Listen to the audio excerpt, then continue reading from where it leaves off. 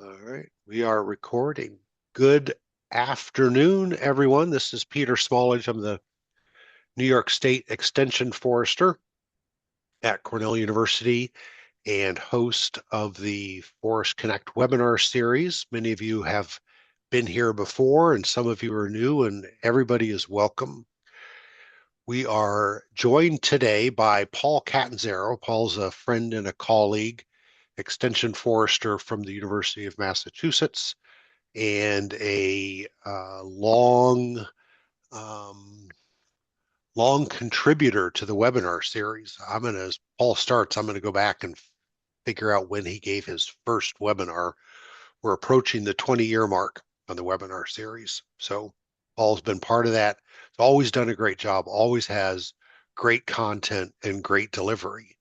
And so with that, Paul, I'm going to turn off my audio and turn it over to you. So thanks for being here.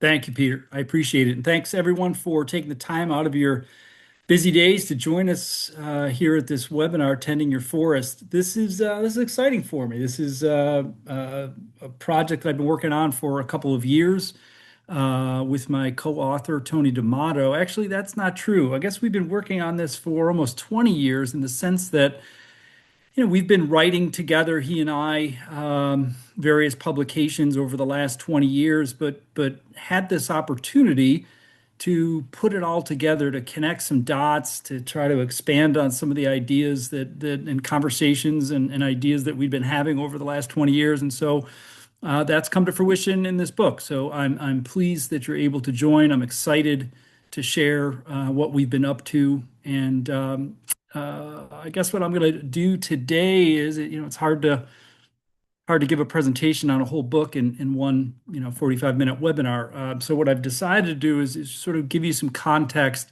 but really zero in on the ecological forestry piece of that and some of its applications as well as some of the wonderful benefits of it. And then we'll stop and have a conversation, hopefully. So I think just in terms of understanding where we are now and where we may be going, it's important, of course, to see where we've been. And so, just as a reminder that for most of you in this region, in the northeastern region, forests really were the dominant land cover type across our landscapes, and these would have been largely older forests that were structurally complex. Um, and I don't want to miss the opportunity to also acknowledge the fact that people have been living with, in, around, and stewarding forests for thousands of years. And so there's this important coevolution between forests and people. The real big turning point in that relationship to me, from maybe at least an ecological perspective, is our colonial land use history. That for most of you, looking to see where you're all from, most of you are from the eastern U.S. There is this colonial land use history of agriculture and logging that led to, for the most part, the wholesale clearing of our forests across the landscape. And I've got a picture of the Harvard Forest Diorama at the peak of agriculture. And then on the right there, I've got a photo taken by Jesse Bellemere of the exact same barn and the exact same landscape about, I don't know, 80, 100 years later, just to give you that sense of forest recovery. But this clearing of the forest really led to where we are today for the most part, which is pretty ecologically young forest, and we'll talk more about that. But one of the things I'd like you to keep in mind is with this colonial land use history and this clearing for agriculture, in many ways, we've sort of wiped the board clean and started our processes of forest regeneration and development again about 100 years ago. Today, because of that colonial land use history, on the left there, you'll see a photo that Tony took, and it's a wonderful example of, an 80, 100-year-old northern hardwood forest that might be very common in your neck of the woods, as it were. A couple of important things to point out: generally even aged, generally uniform spacing, a lot of the same similar species, not a lot of dead standing wood, Looks like there's more dead downwood, but not as much. So we have very uniform forests from our past land use history that are frankly ecologically young. They're starting to gain some of the old forest characteristics that help provide a lot of the benefits we look to. So that's good news. But while they're in the process of growing and changing and developing, we've also developed a number of challenges to our forests these days. And there's some photos there on the right. Deer herbivory, I'm sure, in many of your landscapes is an issue. Invasive plants, as you can see there on the bottom, that might be inhibiting regeneration, retarding succession in a forest after a disturbance. We've got land use change. We've got invasive insects. So we've got a number of challenges that are relatively simplistic, relatively young from an ecological perspective forests are facing.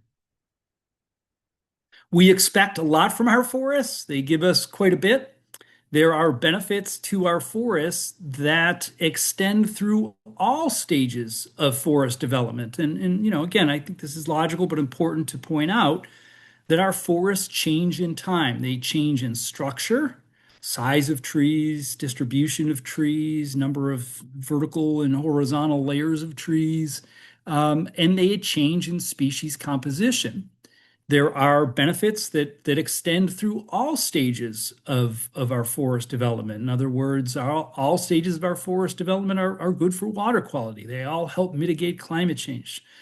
They all support wildlife. All of those things extend throughout all stages of forest development, but there are specific benefits that are unique to each stage of forest development. So on the pre-forest side of stand development, this is the stage at which is the most biologically diverse. So you might get special, or we do have special species that are adapted to that, like the chestnut-sided warbler. These young forests are the peak of carbon sequestration. So carbon is sequestered through all stages, but the peak is in this young forest. I've got a picture here of an Abenaki basket weaver. This is typically the stage where ash is harvested to help make baskets and support the cultural lifeways of indigenous people. Mature forests provide wood products and other kinds of benefits like maple syrup production. And of course, our old forests offer a different and unique habitat that's not found in pre-young and oftentimes even in mature forests. So we expect a lot of our forests are changing to sustain the full suite of benefits that our forests provide. We need to, A, sustain forests, but we also need to have a representation of each of those forest stages across the landscape that provide those different benefits. And importantly, it's oftentimes the combination of those forest stages that provide the benefits we need. For example, although I've put a wood thrush in the old forest because that's how we characterize that, wood thrush, of course, will also use that pre-forest with its young. So it's not just one stage. We need all of these stages across the landscape. Forestry has seen a real evolution, and I'm going to just give there's a number of ways you can slice and dice this. I'm just going to give a real basic evolution of forestry here. A lot of us, our descendants came from Europe where wood was limited. And so the first stage, I would say, of forestry in the United States was this exploitive logging, at least from a colonial perspective. It's important to recognize that this was not the only approach. There were other approaches. Indigenous people were stewarding their land, their forests, in different ways. The Menominee in Wisconsin is an excellent example of that. But on the landscape, from a colonial perspective, much of what we did was exploitive logging. That led to this next jump in evolution to this Gifford Pinchot area, the sustained yield timber, which was borrowed from Europe, even though there were examples of good forestry here, what we now call the U.S. We chose to look to Europe for our model for forestry, and that's where Pinchot did, and brought this idea that you could, with science, sustain wood production over long periods of time. And so he introduced this idea of scientific management of forests, but still a focus on one product, on timber. And this next evolution was this look to forests for multiple different benefits. So it's not just forests for wood products, but it's forests for wildlife and water quality and recreation. This really developed post World War II as affluence increased and leisure time increased in the US. And then I would say this last jump is from multiple use to this concept of ecological forestry based on ecosystems. I hear people using the term ecological forestry pretty broadly to mean that forestry which might be low impact or might be, in their words, sustainable forestry. And I would suggest that when they use that phrase, ecological forestry is really lowercase e ecological forestry. Please know that there is an ecological forestry with a capital E, I guess I would describe it as, meaning that there is a codified framework, set of principles that we'll talk about that is ecological forestry. And the roots of ecological forestry reach back decades or a century. People have been talking about this idea of patterning our forest stewardship on the template of nature and how nature regenerates, grows, changes through time, the influence of disturbance on it, and so forth. This was an article that was done by Tony and Brian Palek, Jerry Franklin, that just sort of explores these roots that have gone back decades or a century. Jerry Franklin and Norman Deb Johnson really started codifying this in their book, Ecological Forest Management. And then Brian Palek and Tony, along with Jerry Franklin and Norm Johnson, sort of refined the ideas and the principles even more down to a stand level for their ecological silviculture book. So what I present on today is essentially the ecological forestry management capital E framework that applied to private lands and to foresters. So what is this ecological forestry? This is a definition out of Brian and Tony's book, The Ecological Silviculture, to sustain healthy, productive forests, the native species, and an array of ecosystem services. I think that's an important phrase.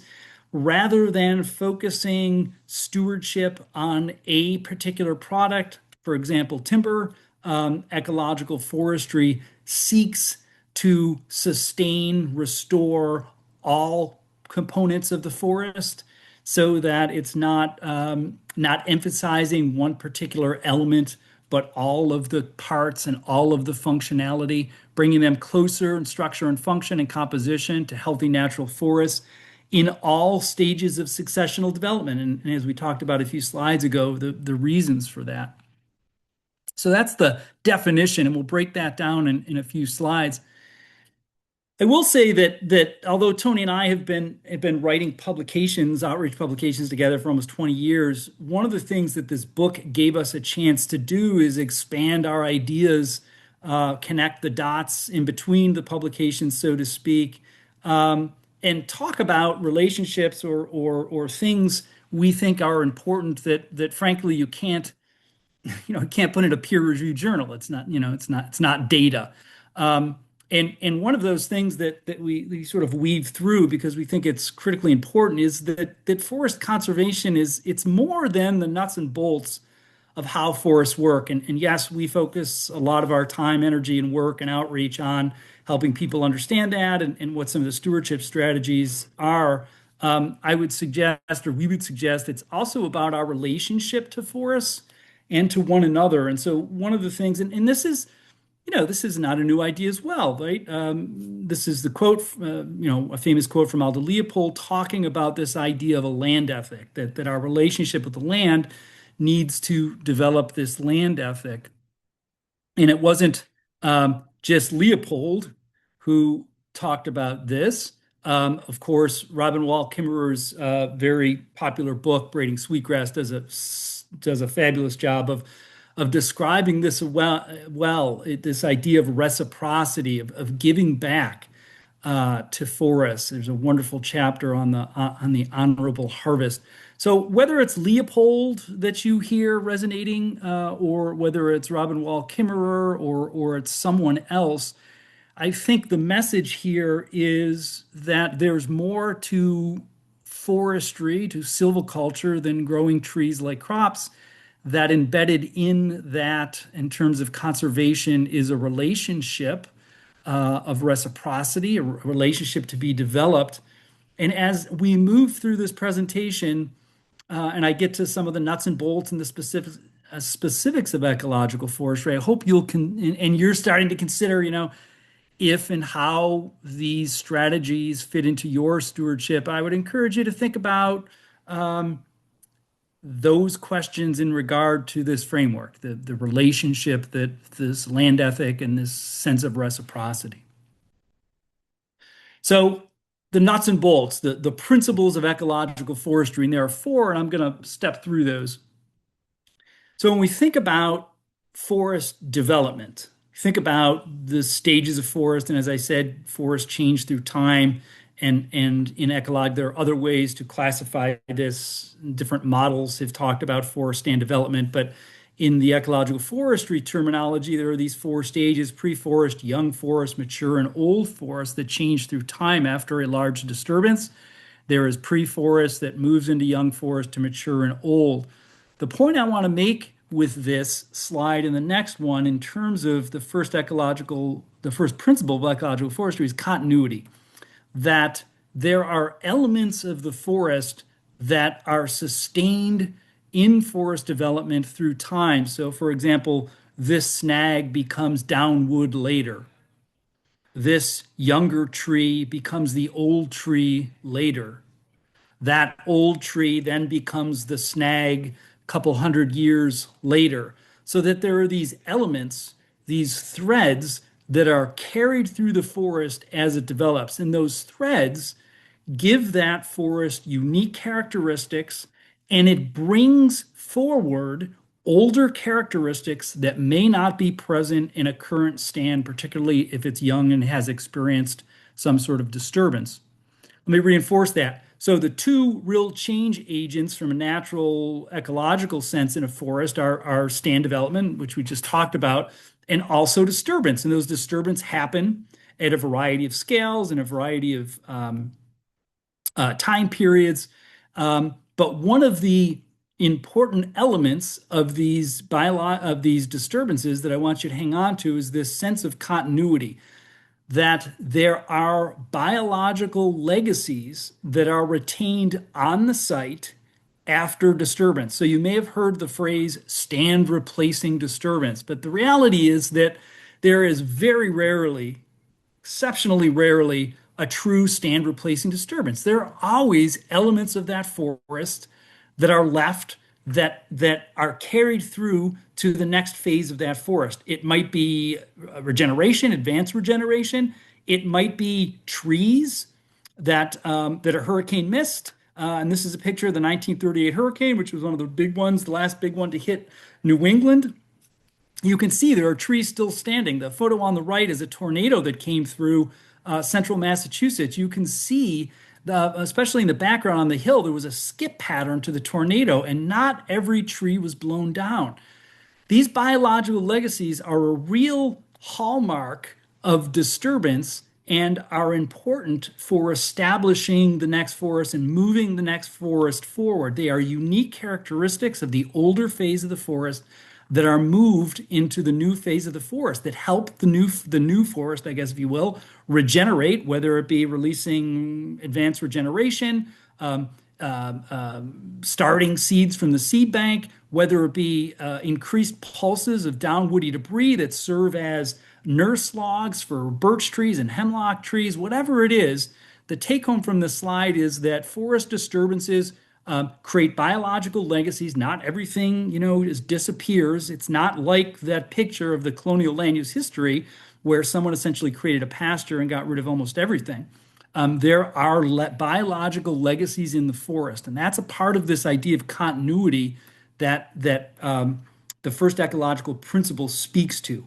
So when we talk about ecological forestry, and our forests are, getting to 100 plus years old, we're starting to see these biological legacies in our forests. We're starting to see the impact of agent-based disturbance creating cavities and dead wood and things. So there are parts of forests that have these components, these biological legacies. Maybe it's an old tree with unique lichens and mushrooms on it. Maybe it's an old wolf tree, an old pasture tree like that sugar maple that has that wonderful decay column that's great for habitat. Maybe they're unique plant communities that for whatever reason weren't disturbed and or have moved back into that area. So what are those elements that you have in the forest that you can carry through that continuity? What elements might be lacking in that last photo on the right with the legacy tree, that white ash tree, means how do we start planning for continuity in the future? How do we designate those trees so that we'll have those biological legacies in the future? So that's that first component there. Continuity can be thought of at various scales. So you can think of continuity as a tree.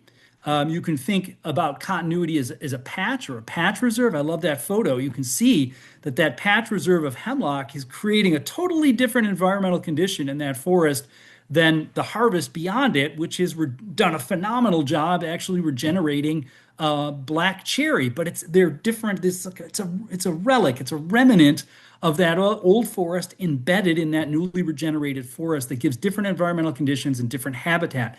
You can also think of continuity at the stand or the property scale. And so now we get talking about this conversation of integrating parts of passive forest management, not as passive forest management, not that it's an opposite of active forest management. It should be thought of to me as a complement to.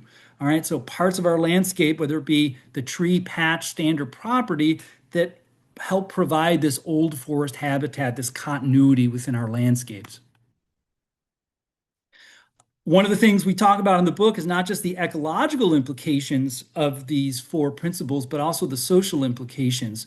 So if you want to make your forest, give it these old characteristics, it means having some social continuity as well, which means for most of our landscape, which is owned by families and individuals, some sort of social continuity that we're maintaining ownership through conservation-based estate planning or the use of tools like conservation restrictions to make sure that forests have the amount of time that they need to develop through time. So it's not just continuity of ecological structures, biological legacies, it's also social continuity. That could be social continuity within your family, kids getting the property and maintaining that, or it could be social continuity, giving it to a like-minded person that's going to buy the property, but maintaining that continuity, maintaining that forest through time. The second principle is complexity and diversity. And again, going back to that really important time in forest development, that colonial land use history there, that peak of agriculture, you can see, and I use this photo quite often because it's just such a great job of showing, maybe in an exaggerated way, because our forests are 100 and starting to accrue some different characteristics, but overall this sort of even age, simplistic condition in our forests. And so what Principle 2 strives to do is increase complexity, increase diversity. And again, we're trying to look out for all parts of the forest. We're not emphasizing any particular product or benefit from the forest, but just trying to use nature to sustain all parts of that forest. And so things such as dead standing wood, den down logs, understory plants, those are missing components from a lot of different forests. And so we're trying to restore those back, not just one initial pulse, but trying to plan through time to maintain those characteristics, those biological legacies, create them and sustain them through time.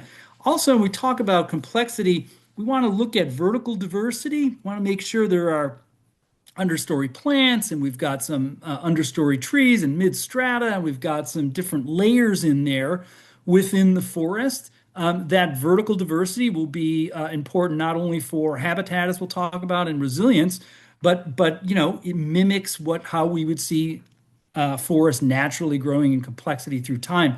It's not just vertical diversity, of course, it's horizontal heterogeneity. So there's a LiDAR photo, thanks to John Hagan up in Maine, that shows tree heights of the Big Reed old growth area up there. That blue at the bottom of the photo is actually water. So you can see the blue in the forest are the low spots where there have been recent disturbances, and then the hotter colors, the yellows and oranges, are taller trees. What I want to demonstrate with this photo is just this sense of patchiness that forests that have been subjected to disturbances over not only decades but centuries have this real patchy nature to it. In fact, if you're going to be in an old growth forest, one of the defining characteristics is you can be standing in one condition within the forest and walk 200 feet, and it might look totally different. It's that patchiness that is a unique hallmark of it. So some areas might be big trees that are well spaced.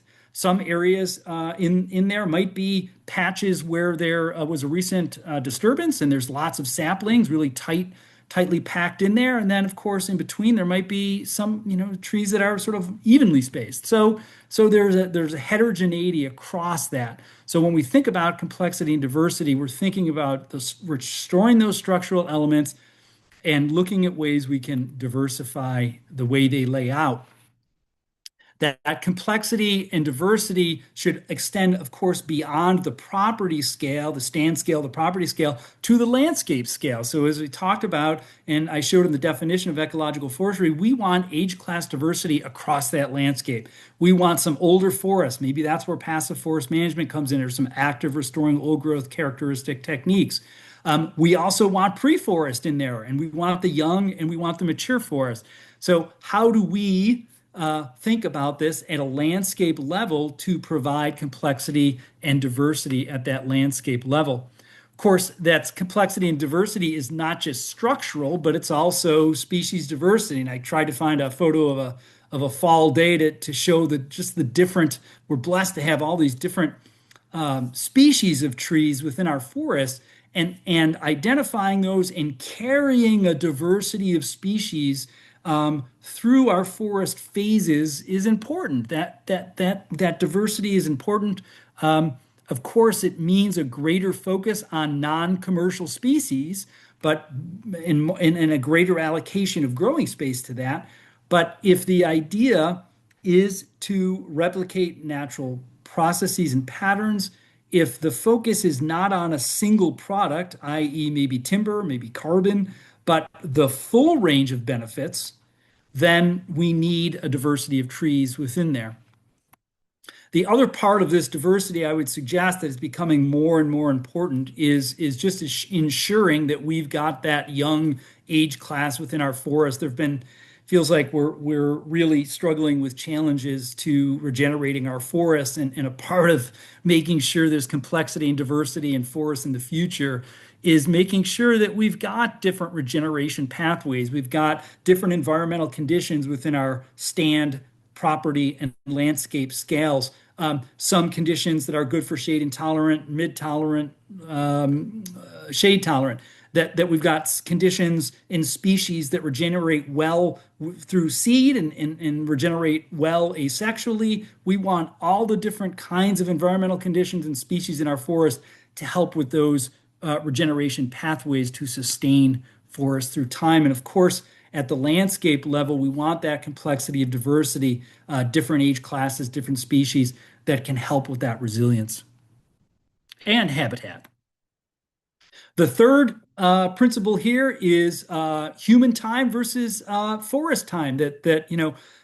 Making our decisions based on return on investment, economic financial maturity, making sure we're yielding 3%, whatever it might be.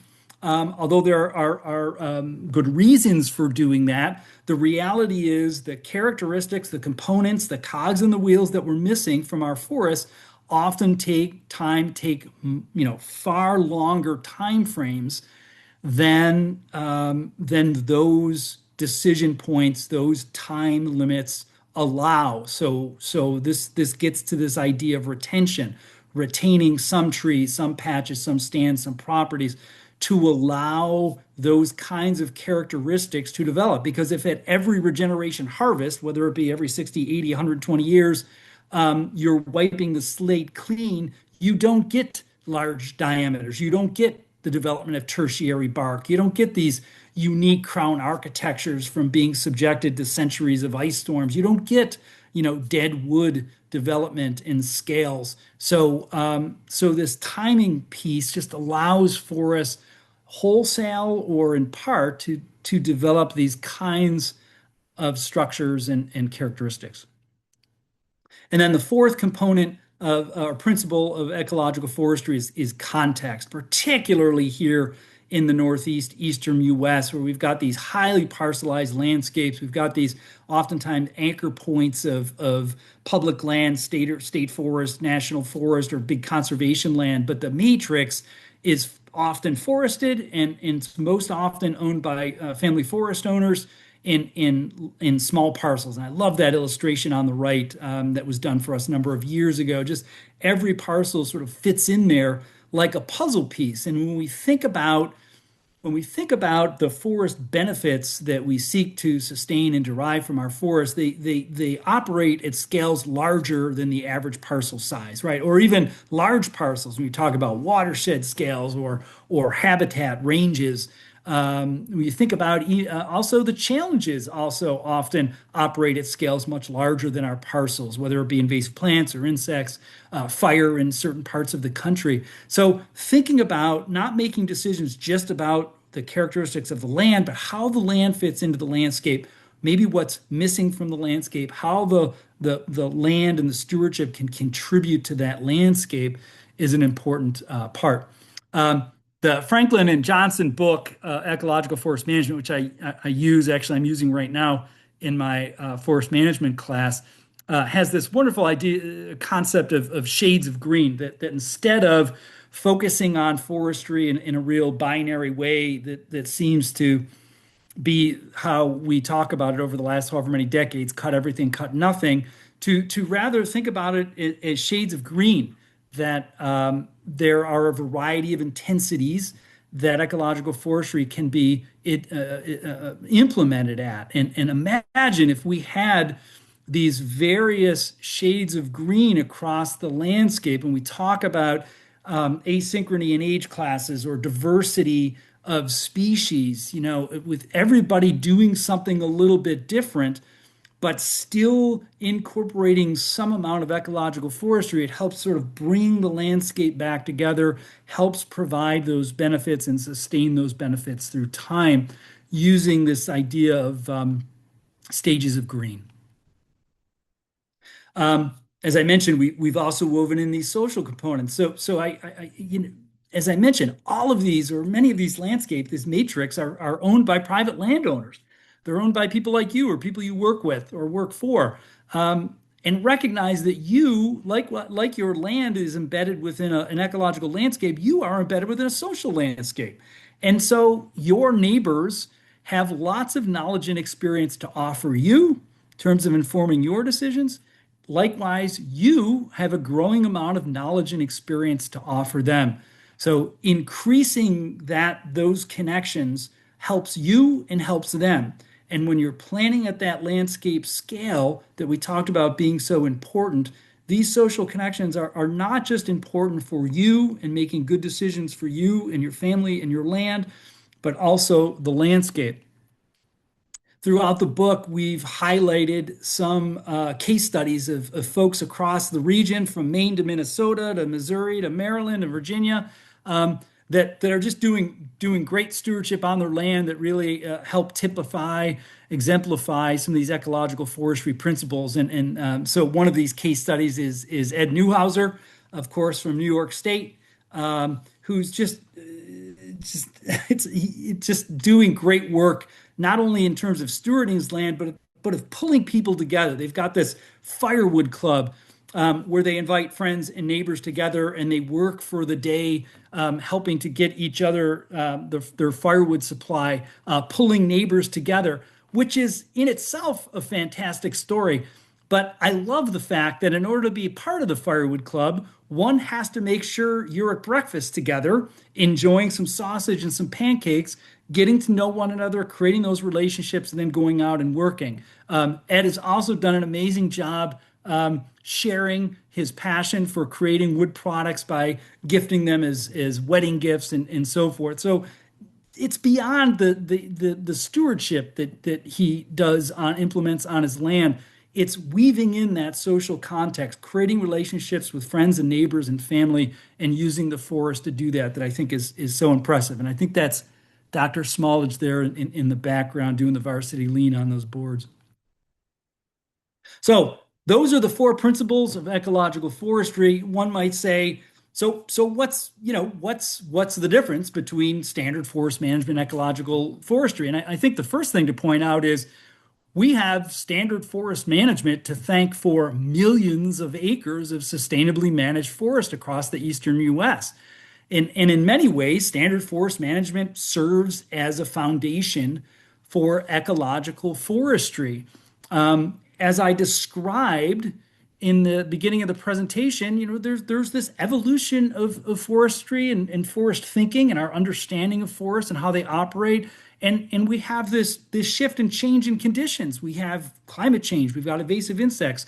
There's a lot happening in our forests, and I think it is always wise to consider one's standard operating procedure and finding ways that we can improve that to achieve our goals. And I guess that's what I would suggest ecological forestry is sort of that next step or that next layer. And I think that this was a helpful, like some of those differences. So this graph I don't know how you take in information. I saw this graph. Tony used this graph at a presentation at New England SAF one time, and it just sort of like completely crystallized for me. On the right is timber-focused silviculture, and there is growing space allocated to non-commercial species and snags, and some of that might be regulatory around riparian areas. Some of that might be the forester and the landowners, the way the forester marked it, landowners' goals. In ecological forestry, the bar graph on the left just shows you're retaining more. It's that concept I would suggest of reciprocity. You're restoring more of those missing parts. Like you're keeping more there, i.e., you're giving more back. And the diagram we did on the right is meant to help mimic that in a visual way, and it's a diagram we did in the book. But keeping more non-commercial species, keeping more dead wood, planning for dead wood in the future, retaining trees to grow large and die eventually on their own and so forth. So I guess I like to think of it as there is standard forest management and there's some knobs you can turn, right? And it depends on the characteristics of the property. It depends on the landowner's goals. But you can turn the large old tree knob up or down. You can retain more or less non-commercial species. You can create pulses and future pulses of dead wood. So there is a range. It's not meant that ecological forestry is not meant to be a cookie cutter like all forestry should never be. But there are dials you can turn up and down, and so.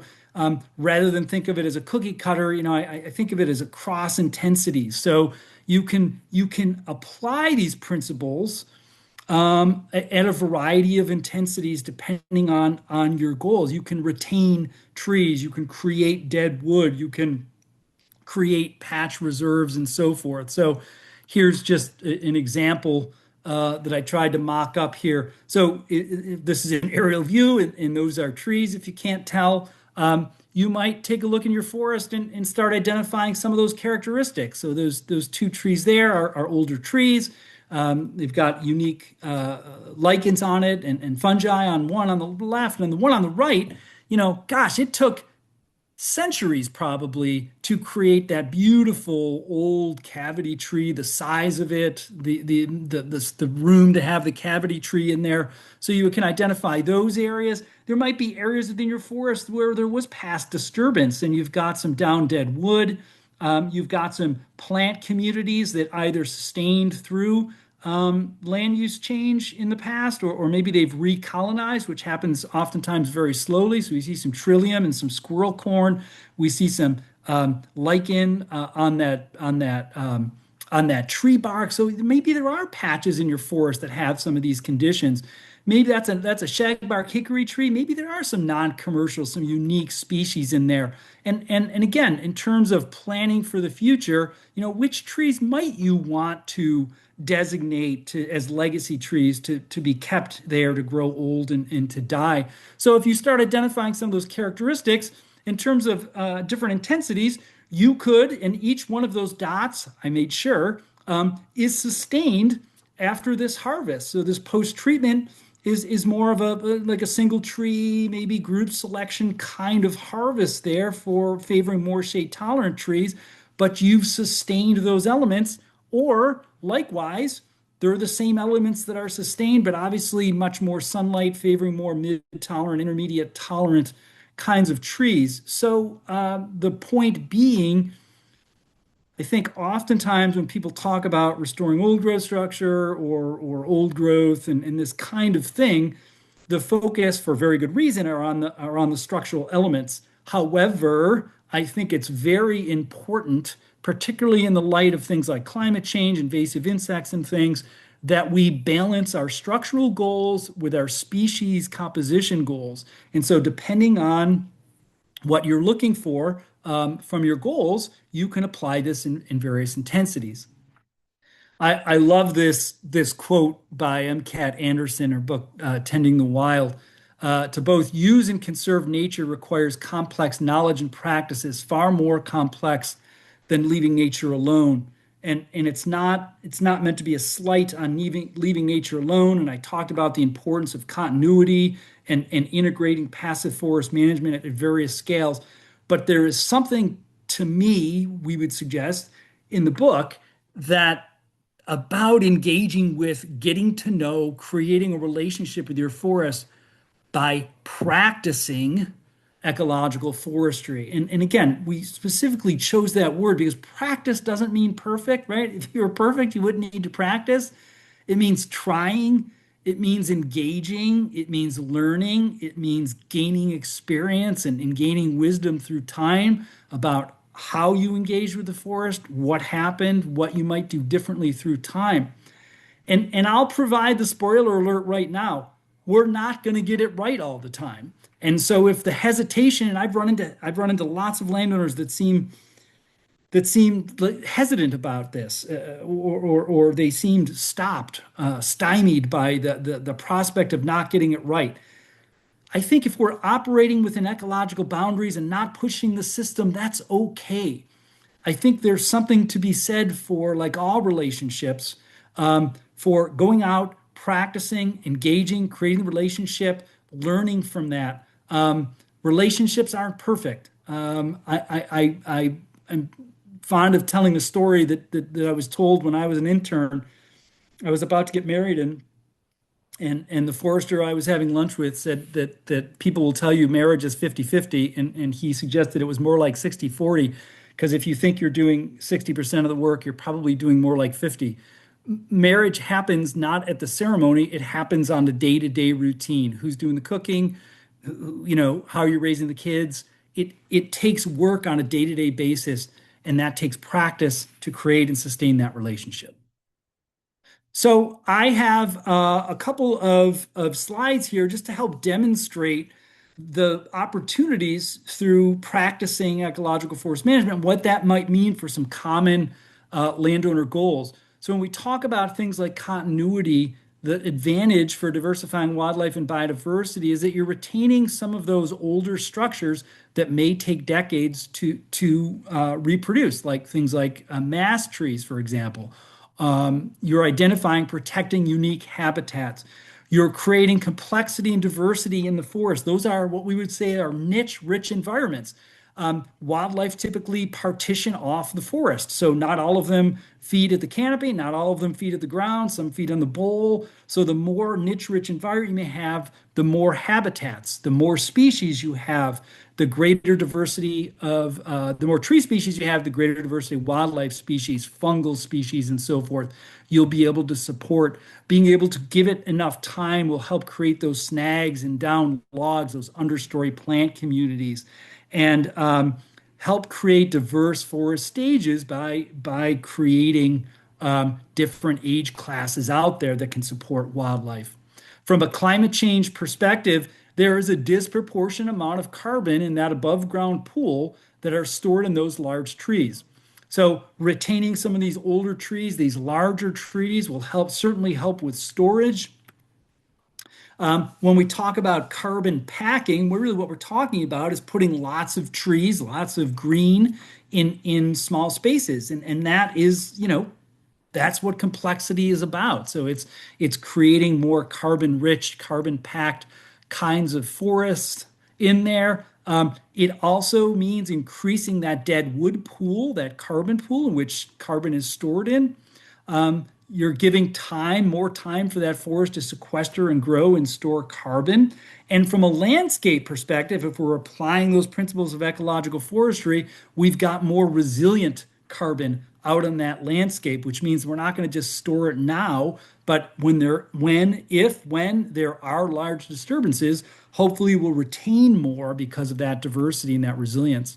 Speaking of which, that continuity helps us create different tree sizes, different ages.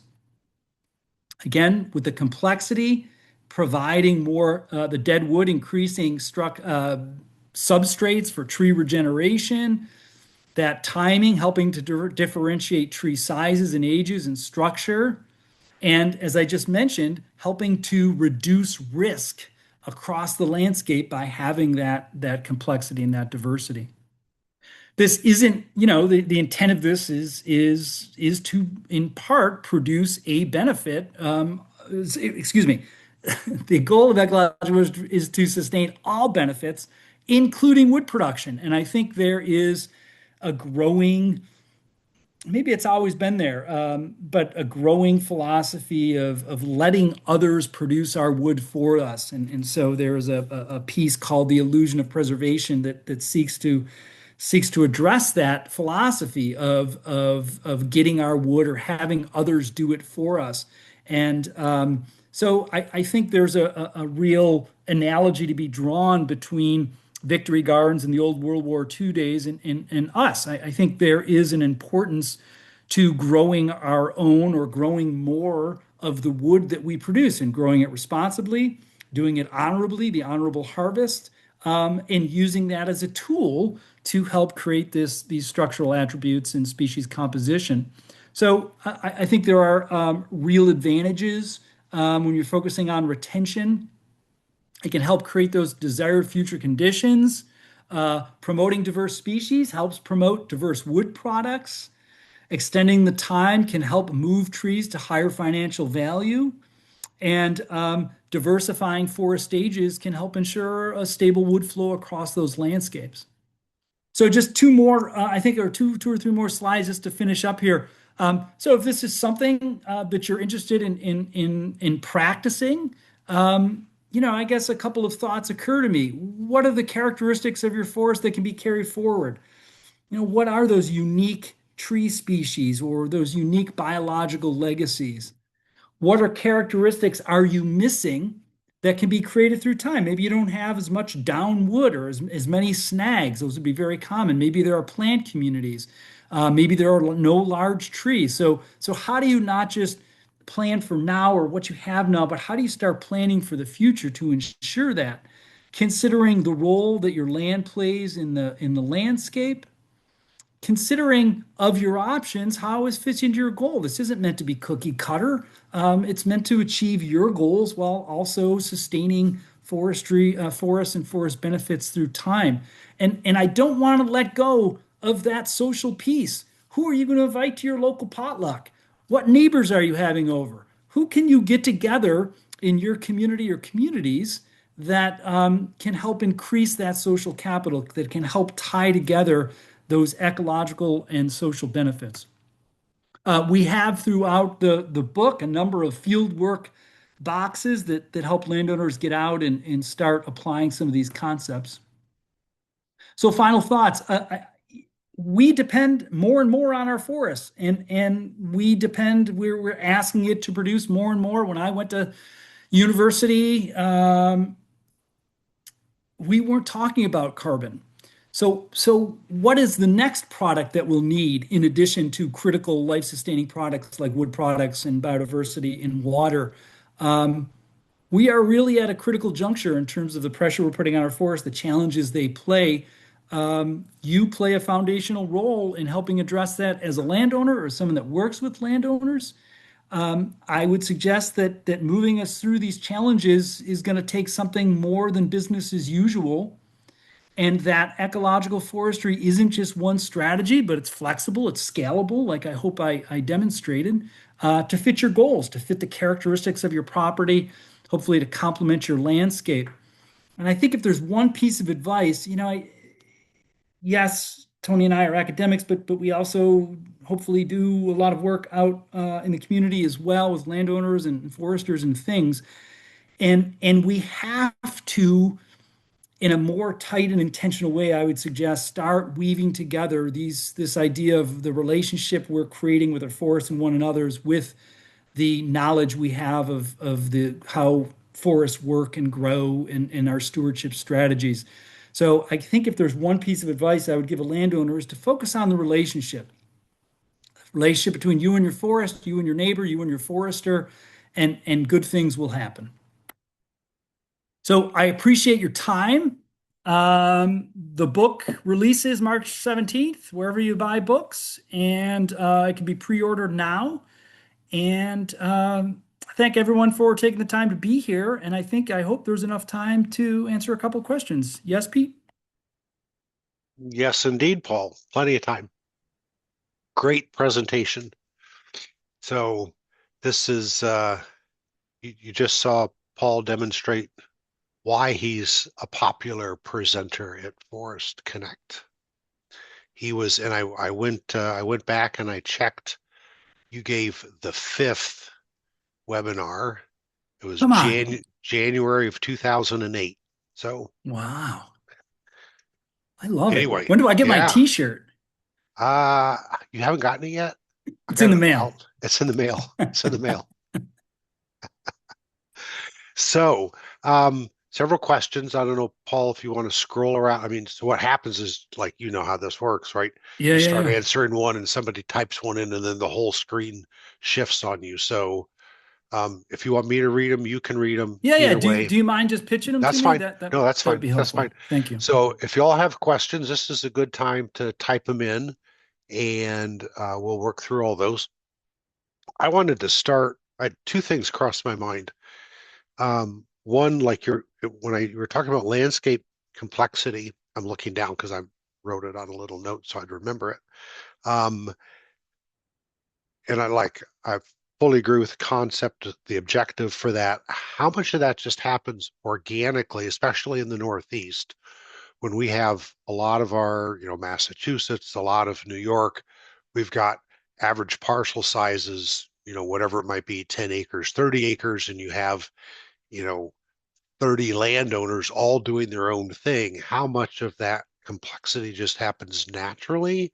How do you try to, um, like, other than satellite imagery, are there ways like um, that you can uh, learn what's out there, what exists, and then how you might contribute to that?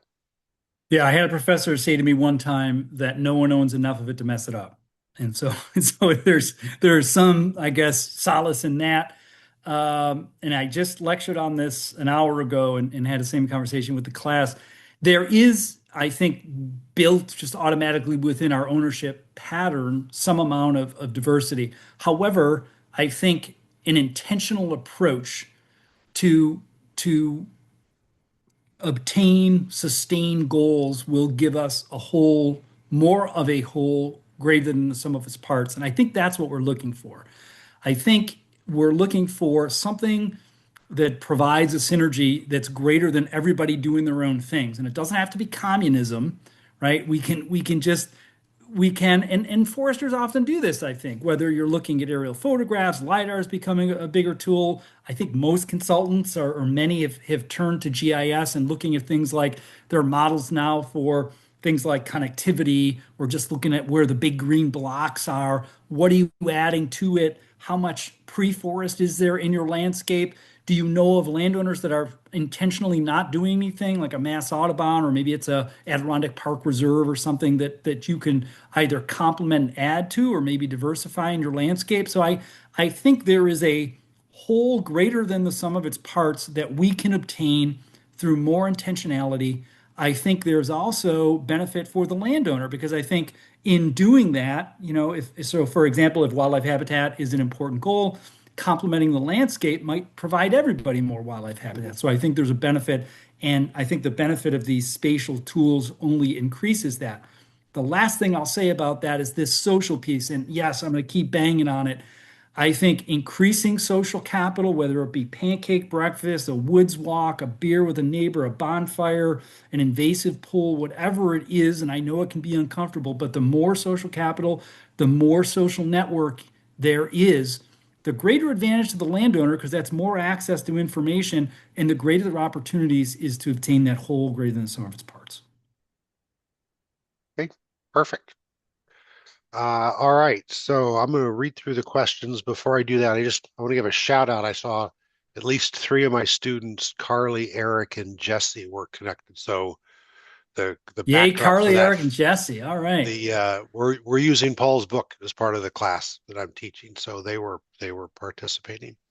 All right, Justin says his landscapes dominated by oak hickory, which require even age silviculture to be maintained and to avoid conversion to other types. Ecological forestry seems to lend itself better to uneven age systems. Wants to know if you can talk about the differences between managing for old forest characteristics that prefer even age versus uneven age. So how does even and uneven age fit with ecological forestry? Yeah, I think that the idea isn't to have a template or a cookie cutter. I think the important thing is to look at the forest in its natural disturbance history. In those oak forests, fire was a natural part of it. It would have been the disturbances would have been different than, say, the wind up in the Northeast. They may have been more intense. They may have been more complete. They may leave different trees or different biological legacies. Every disturbance affects different parts of the forest. The idea isn't to get to the same template. The idea is everybody across this broad region.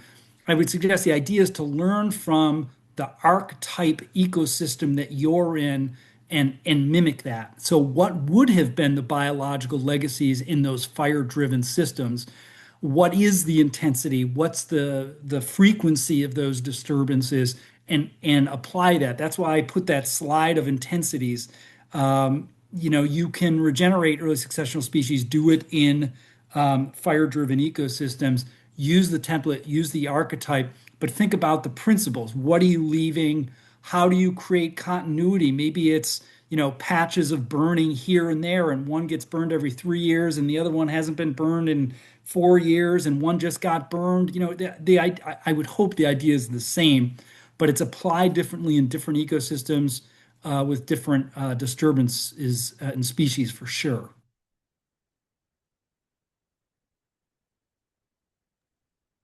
Okay.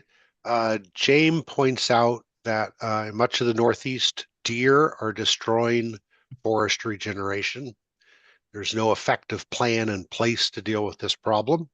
He's wondering your thoughts about controlled market hunting, or if there are other things that you want to propose as solutions to deer impacts.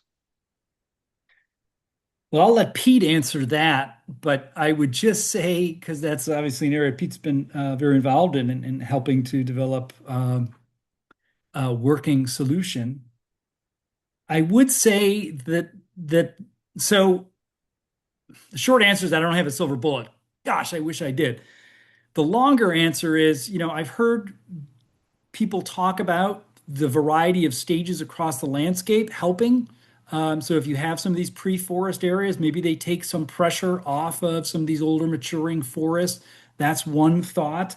The second thought is, and I don't know, I'm not don't exactly know market hunting. I'm not exactly sure what the concept, but some sort of control hunting across a landscape. I don't know at what scale. Questions I've asked people and had conversations with, I don't have a good answer. But once again, I'll say, boy, that's a great opportunity to get your neighbors together and have a bonfire and go out and hunting in your landscape and try to control those. And Pete's done fantastic work that's being replicated all over the region. Pete, I don't know if you want to add.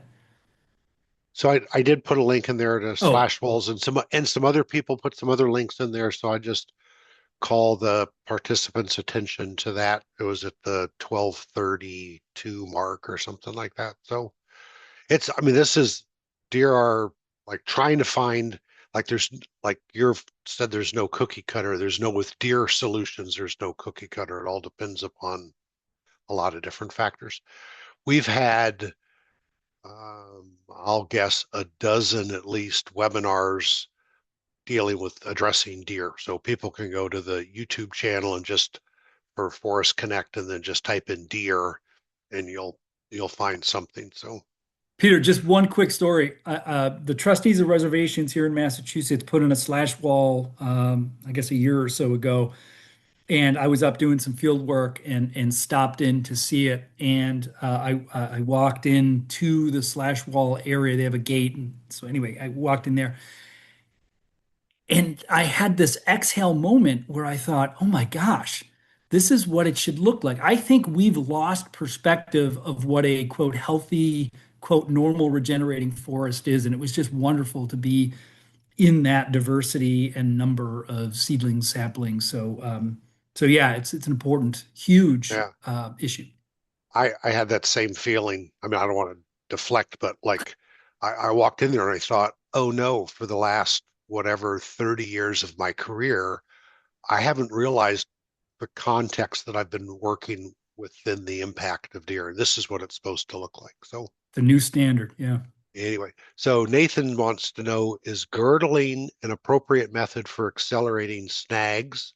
And if so, are there species that are better for snags, like they stay upright better? Is there some ratio for successional stages you'd see in an unaltered lands? So then a follow-up question, Yeah. like, is there a ratio for successional stages in an unaltered landscape?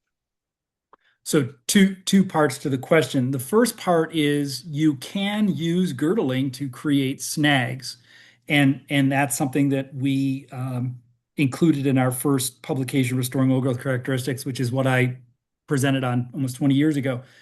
The change between that one and the new Restoring Old Growth Characteristics is we no longer recommend that. Not that it doesn't create snags, and not that there isn't some partial benefit, but the reality is when you girdle a tree, you create a physical weak point, right? And all trees have snag fall rates and 10, 15, years or so. When you're introducing that weak spot, that snag fall rate is going to be reduced. They'll fall quicker. The problem with that is that what we're looking for is the full expression of an old tree and the beauty of the disturbance and the rot, which means we want to see some of that column decay within there that insects and woodpeckers will use, that small mammals will use after it's excavated out. And when you're girdling, it doesn't create the time frame typically to allow that kind of decay. So that's the downside to it. The upside is, it is what it is for as long as it is, and then it does a great job on the ground. So obviously you have to be careful doing it and where you do it and things, because obviously there are safety issues involved with that. So that's what I would say. Oh, and in species, legacy trees, try to designate long-lived species that will grow old, and species that will survive and create those pocket decays, get big, and all of that. So that's what I would focus on. As far as the age class distribution, I guess thinking about the historic range of variation for wherever you are in the United States or Canada, and maybe using that as a rule of thumb. And in the Northeast, as I said, starting out, and I should have mentioned that was a very Northeast centric slide, but we would have seen a lot, maybe up to 90% of our forests, of our landscape in forest, much of that old forest with the shifting mosaic of disturbances. So I would say here it's likely more forest, old forest, but really important shifting mosaic of say 10% pre-forest. Um, Obviously pitch pine scrub oak and other systems with other disturbances will be different. I will say, and I'm going to put a plug in for this, and I just listened to this webinar that Pete had a couple months ago. I think that the New York Audubon or Audubon New York publication on birds has a really good description of taking a look at a 2,500 acre, half a mile sort of quote unquote landscape and evaluating some of that. So I would encourage you maybe to check that out. Okay. Joshua wants to know where he can find peer-reviewed literature or specifications for ecological forestry. Gosh, I think if you go to those two textbooks, you're going to have as much information as you can drink in a fire hose.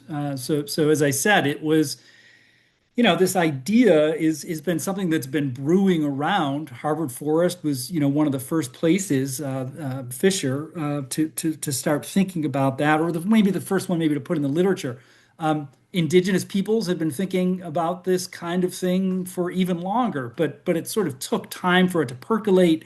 We got caught up in this European model of intensity, of really focusing on one product.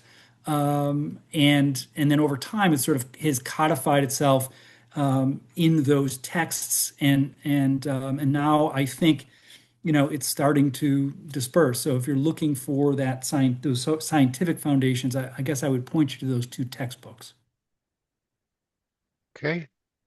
Mary wants to know if you can offer suggestions for sustaining the continuity of biological legacies um, that are designated and retained in one project, but then the owners change, the forester changes, the next project has, like, for example, a diameter limit cut or a seed tree cut. So like how do you get continuity across ownerships and Yeah, managers? yeah, yeah. That's spot on, man. Yeah, that's that social continuity. So I talked about ecological continuity and I talked about social continuity mostly between families, right? Or ownerships, because I guess that's where my mind goes. But you're 110% right. I mean, this takes decades or centuries, some of these things to get the full benefit out of, and for the forest to get the full benefit out of.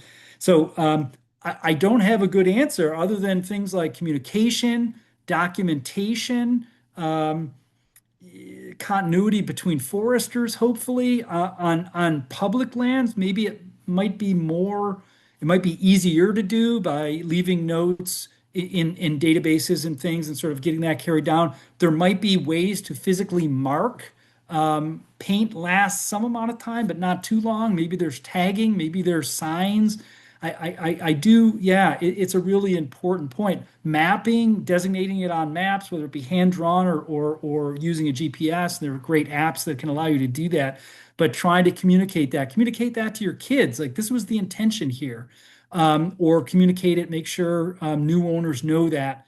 Of course, you can use a conservation easement that will help keep forest as forest. That may not help with we did a great job. We left these biological legacies, and then Forester X came in and did a high grade of it. But at least the continuity of the forest will be there. You can work within a conservation restriction that the harvest be done by under the auspices of a forest management plan. In some states, you might be able to say it has to be done through a licensed forester or maybe an accredited forester through SAF. Those might be ways to help hedge the bet a little bit, but it takes some, yeah, it's a hard one. Um, Mary also wants to know if you can give examples of successful efforts between forest owners with continuous parcels that adapt a common management approach or a combined timber harvest Mm. to start. So you got like adjoining landowners, and I've heard of this forever. I've heard of it as a concept. I've never heard of, I've never sat with two people that said, yeah, we co-joined for a harvest. Have you heard of that? So she wants to know, is it happened in Massachusetts and New England? And then like because of the extensive nature, the distributed nature of the disturbance of ecological forestry, um, to have that larger spatial scale would help with the economics of selling the Yeah, idea. yeah, no question. So this idea of cross-boundary cooperation has been a brass ring or a nut people have been trying to crack for a long time. And I would say that we see flashes of it. I've seen abutting neighbors use the same landing. I've seen consulting forester use red paint over there and blue paint over there for the same landing. So we do see flashes of it. I guess what jumps to my mind is think of it as gradations, or I would encourage, don't jump to the most collaborative as the goal. There are stages in between, right? You can, as a landowner, you don't even have to leave the comfort of your own home. Look at your map, work with your forester, and think about your land in its context by using the information you have. You could go a step further and talk to your neighbor. Maybe there's an economy of scale. Maybe you have a common challenge. Maybe it's, hey, I'm going to control, my Oriental bittersweet. If you control yours, it'll help both of us. Maybe there's a common trail that can thread you together. Maybe there's a common habitat that can help. So I wouldn't worry or don't let perfection be the enemy of good. Think at bigger scales, create relationships, and see where it goes. Have a potluck. Just get together and make some s'mores over a bonfire or something. Talk about the weather and what the kids are doing. It probably will naturally flow towards, yeah, I'd love to be able to connect our trails. Or I didn't know you were doing some early succession. I'm a birder and I do. So I would encourage you to just think about it in steps. One step, one small step, thinking beyond your property is better than none. Okay. Hang on So, a second. One thing oh, though, I think the best example, I'm sorry, Pete, I just totally that's cut fine. you out. That's right. That's right. Um, There have been a number of co-ops, and this is a 25-year-old story as well that I won't get into. But I think the example I've seen pull it off best. There are two that come to mind. One is the Northland Area Land Management Cooperative. I think I've got that right. NALMC, NALMC, up in New Hampshire. I don't even know if they're still active, but there was one really charismatic guy, and he got neighbors together, and they did this kind of thing. They had Leopold readings, and they had the snowmobile club connecting trails, and they did some work together. So that is one great example. The one that exists is NailMac may still exist, but the one is, oh Pete, maybe you or someone else can help me with this. It's um it's up in northern Vermont. Nancy Patch and oh gosh, who's the consulting forester?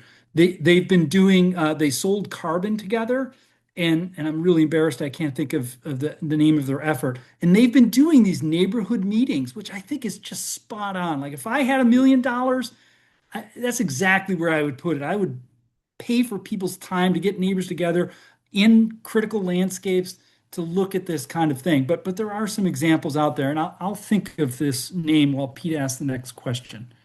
Okay. So I'll just, and you mentioned Nancy Patch as a agency forester, and just Brian pointed out the value that he had in going for a walk with his state agency forester in the woods. And Jesse gives you a full thumbs up on the book. She says, yes, we love it so far. So, Oh, all thanks, right. Jesse. Um, so Peter says, one of your charts show 100 years as mature and 200 years as old forest. Are these now the generally accepted age ranges for reference in the Northeast? I guess it depends on who you ask. But I will say this, and it varies by site, right? More productive sites are going to increase these kinds of structures, big trees, big down logs at a faster rate than lower site index. So there's some amount of that as well. I would say, generally speaking, when you approach 200 years old in our northeastern forests, you are accumulating the size of trees, number of trees, dead wood, some of those structural attributes is getting into the ballpark of what you would see historically in an old growth forest. So 200 years, and again, it's plus or minus, it's ish. But yeah, I think 200 years is we're getting to the old forest condition. And I would say at about 100, 50 to 100, we're sort of moving into that mature phase. Those first two phases, pre-forest and young forest, go pretty quick. So pre-forest goes from, I don't know, and again, it depends on the site and things, but like 0 to 15, 0 to 12 years. Once that, the trees take over that site and close that canopy, the pre-forest condition is gone and it's very ephemeral and you lose the benefit of it, which is why you need to do it across the. And then that young forest, from age say 15 to 50, sort of growing those shade intolerance, they grow fast, but they also don't live long. Oftentimes you start seeing that canopy break up, and that's where you start sort of developing those mature forest characteristics, I would say, in general. Okay. Uh, Chris points out Oh, I'm sorry. Cold Hollow to Canada. Cold Hollow That's to Canada. that There you that's the go. effort. And they've got these neighborhood meetings and yeah, it's very good. I'm sorry, Pete. Go That's ahead. oh no. That's great. That's good. Chris points out, we were talking about slash walls. He points out correctly that the complete absence of deer is also not a natural condition, Absolutely. And right? I think one of the huge, and I tried to point this out, is ecological forestry, all parts of the forest are equal, right? We're not trying to produce just one benefit. We're trying to sustain all of it. And I think if Leopold were here, given his writings about green fire, he would agree that we need those deer on the landscape, just not disproportionately. Yep. Uh, Derek wants to know where he can pre-order the book. Oh, that's very kind, Derek. You can go to anywhere you buy a book. You can go on Amazon and just search the title or search my last name, and it will come up. It's out of Story, Storey is the name of the publisher. It's actually Hachette. That's a longer answer than you need. Wherever you buy books, you can go and ask them, or you can go online and just search the title, and it will automatically pop up. And then you can choose who you would like to, where you would like to spend your money. But thank you, that's kind. Okay. So Marina wants someone to type the names of the two textbooks. So one of them is Ecological Forestry. Yes. Oh, and Julie Richburg did, hi Julie, did the Palek D'Amato one.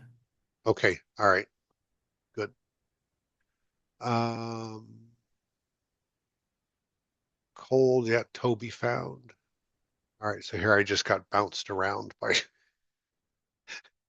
Got to figure out where I was. Um, I may have messed you up. I'm sorry. I'll keep no, no, no, no, operator that's error. fine. No, no, no, no, no. There's like I did it as well because I typed something in. So a couple of people are asking about the Audubon publications. So I can, um, how do I want to do that? I can send that the presenter Claire Mann gave me a list and links to all of those. I can send that to all of the people that registered for this webinar. So I'll just do that rather than trying to find it on the fly. Hey, Jake, Pete, can I just add something else? I'm certainly. looking at this Yeah. exchange here, and I know, man, every consulting forester, every private forester has a story about doing some sort of nice silviculture in a forest, and then of course you're driving down that road a couple years later, and you see someone else's pickup there, and they're harvesting, high grading all the stuff you left. So I know that's true. It did remind me that, and I'm not advocating for this, but I'm just giving it as an international example, that there are countries like Finland, Slovenia, that actually have biodiversity programs where they're paying landowners to maintain trees and patches, because particularly in places like Finland, it's so intensively managed. They're so efficient. that they're really missing some of those things. So the government has gone to the point of creating these patches, and they will monitor those through time using aerial photographs and some field reconnaissance. So I guess there are ways to help ensure that or to help incentivize that. I'm not advocating that. I'm just saying people are thinking about it and trying different things. Okay. All right, Paul, I think you've done all of the questions. So great job. Great presentation, as always. Hey, So, thank you. I really appreciate everyone coming. And if you want to talk or you want to email me a question later, please reach out. It's obviously a subject I'm excited about, passionate about. I'm glad I had the opportunity to spend the time thinking about and connect the dots. So thank you. And Pete, thanks for hosting. This has made it really easy. uh, good. Well, you made it easy. I just clicked go. So, and thanks to the audience. Those are great questions. I mean, Yeah. those were like a lot of depth, showed a lot of thought, and it was nice to see Paul like, oh man, this is complex. I got to process all of this. Yeah, So, yeah, yeah. and Let's Paul have a and Paul did a potluck. Let's Paul get did a everyone that's right. together. That's right. We need a potluck indeed. All Yeah. right. Thanks everybody. Paul will be Good to back see you. at Have a good 7 and afternoon. Paul will be back at 7 if you want to see him again. See you tonight, Pete. Thanks, Paul.